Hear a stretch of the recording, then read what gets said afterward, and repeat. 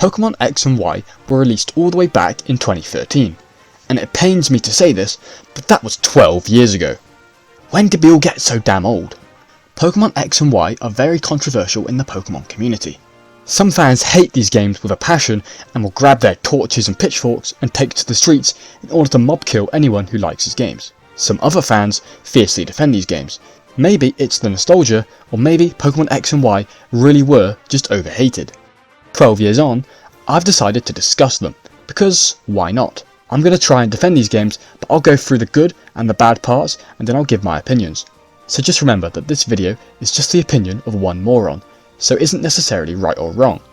And you know, if you agree or disagree, go ahead and subscribe, because it turns me on. I mean, helps me grow the channel. To start off with, I'll go through some of the reasons people think these games are bad. First of all, these games are just easy. The gym leaders only max out at 3 Pokemon, including the 8th and final gym leader, which is, you know, ridiculous. They don't use Mega Evolutions, and not a single gym leader even has a full moveset. The Elite Four has similar issues as they only have 4 Pokemon, and most games prior to this they all have 5, and again, no Megas. Here's the thing though, Pokemon games aren't supposed to be too difficult. I mean, they're literally made for children after all. So why are we playing it?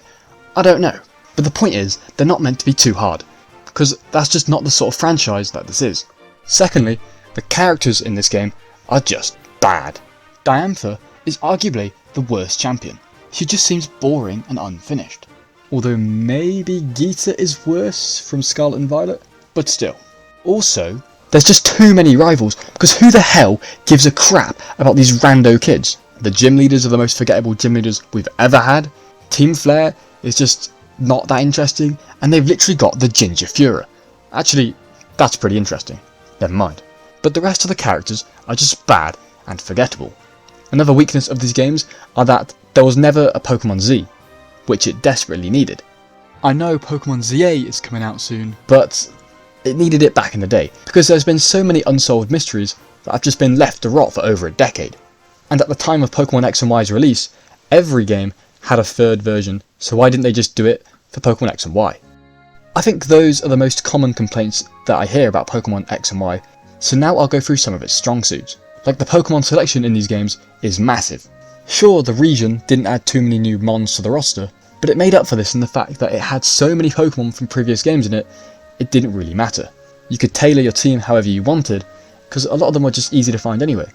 And I think that's something that these games did really well. Another thing is that the jump from 2D to 3D was a pretty necessary direction to take. It doesn't mean that it was all good though. I do believe that Game Freak had to take it in this direction in order to actually make their games suitable for modern viewers, I suppose. But some people do like the sprites, me included. Plus, some of the 3D models for this game just weren't that good. But you can't really expect a seamless transition, as it was the first time Pokemon did 3D in a main series game. Mega Evolution was also introduced in these games, and this was very cool, but it was also the first proper battle gimmick. You know, like Mega Evolution, Z-moves, Gigantamax, Terastallize. So people think that it started this trend, and people also attribute that to the downfall of Pokemon battling, which I don't think I agree with. Actually, I think Mega Evolution was a good thing, and by far the best of all the gimmicks. But that's just me. What do you think? The story in these games was also not too bad. I mean, I don't think anyone plays Pokemon for the plot, because we're not wrong'uns, but the story in X and Y was pretty emotional. We learned about AZ and his Floette, and then war. Literally, we learned about Pokemon at war, which is crazy to think about, but maybe it's my little child brain calling to me, but war is interesting, I don't care what you say. Pokemon X and Y were the first games to have a region based on Europe, which is kinda interesting. Although Lumio City was pretty awesome. Definitely better than the cities in Gen 5. It was just pretty fun to explore for the first time, and I've actually been to Paris in real life, which is what Lumiose is based off, obviously. There wasn't bloody people around every corner trying to sell me dodgy souvenirs, but whatever. So yeah, that's just my opinion. Let me know what other good and bad things you would have said about these games down below, because I'd love to see what you guys have to say. I know that there are loads of other things I could have said, and I get that this video is quite short, but to be honest, I didn't really have time to make anything too interesting. So I'll catch you next time. Peace out.